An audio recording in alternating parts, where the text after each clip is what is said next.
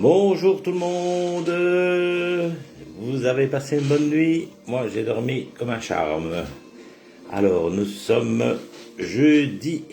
Jeudi, je ne dis rien, mais je dis quand même que nous sommes le 20 février et nous fêtons les aimés. Ah ben bonne fête à toutes les aimées, bonne fête à Aimée qui était au yoga du rire à Lutre également.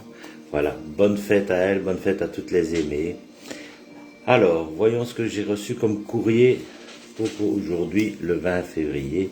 Ah, ah, un courrier de Mademoiselle Ambre de Houdin-Emery en Belgique. Cher facteur Stéphane, je regarde le cirque souvent et je me demande pourquoi les clowns ont le nez rouge. Peux-tu me le dire car je t'ai vu souvent avec un nez rouge dans tes vidéos et je rigole beaucoup. Alors, chère Ambre, voici l'histoire du nez rouge et d'où vient le nez rouge. Voilà, hop. Et j'ai prévu, hop, attends, si j'arrive à le mettre. Voilà. Ça va? Comme ça, on est au diapason. Alors, le nez rouge, il est probable que c'est de son nez rouge. Qu'est-ce qu'un clown d'abord? Il est probable que c'est de son nez rouge dont vous parliez en premier. Si le clown et son appendice peuvent aisément se confondre, l'histoire du nez rouge reste singulière. Alors le nez rouge, il est né selon toute logique avec le clown. Deux légendes ont survécu jusqu'à nous.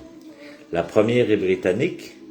En 1768, un écuyer ivre ne parvenait pas à tenir son cheval en dépit d'une volonté acharnée qui provoque l'hilarité collective.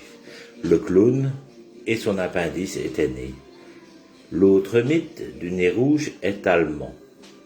En 1869, dans un cirque équestre, un garçon de piste maladroit, Tom Belling l'acrobate, se prend les pieds dans le tapis, s'écrasant le nez sur le sol.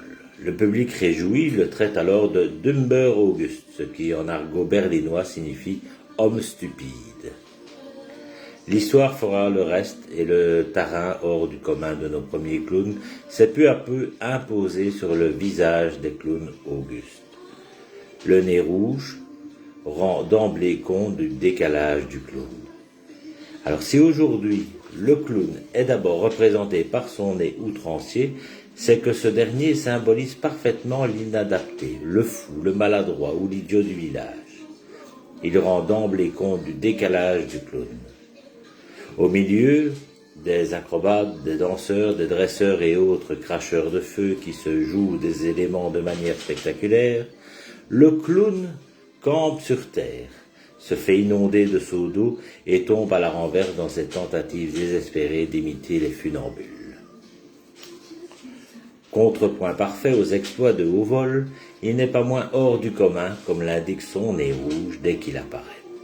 Armé d'ailleurs de ce seul appendice, il est le seul à pouvoir oser un jeu minimaliste sur la piste aux exploits. Dans les années 60, alors que les clowns sortent du cirque, Jacques Lecoq, grand formateur de clowns, souligne encore l'importance de ce pif insolent dans le jeu clownesque, le qualifiant de plus petit masque au monde. Comme un écho au rôle fondamental des masques dans la commedia dell'arte, Lecoq insiste sur la dimension universelle du nez. Du nez rouge comme le feu, sphérique comme la terre et aérien comme une bulle. Il convoque à lui seul tous les éléments et personnifie de fait tous les traits de caractère du clown, passionné, voyant, virevoltant, léger, joyeux et candide. Eh bien voilà, ma chère Ambre, tu as eu un petit peu l'histoire du nez rouge du clown, l'histoire du nez, et que c'est le plus petit masque du monde. Voilà, je vous souhaite une belle journée.